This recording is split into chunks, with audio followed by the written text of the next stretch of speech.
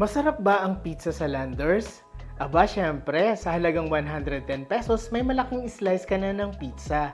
Maraming food choices dito, lalo na pagdating sa pizza, marami ditong flavors. Meron silang pasta, chicken, burger, hotdog, salad, and soup.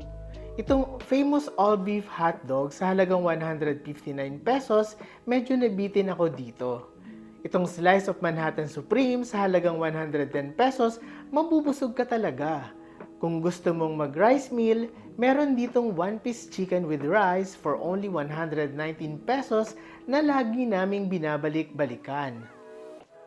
At syempre, meron ditong coffee na maraming pagpipilian.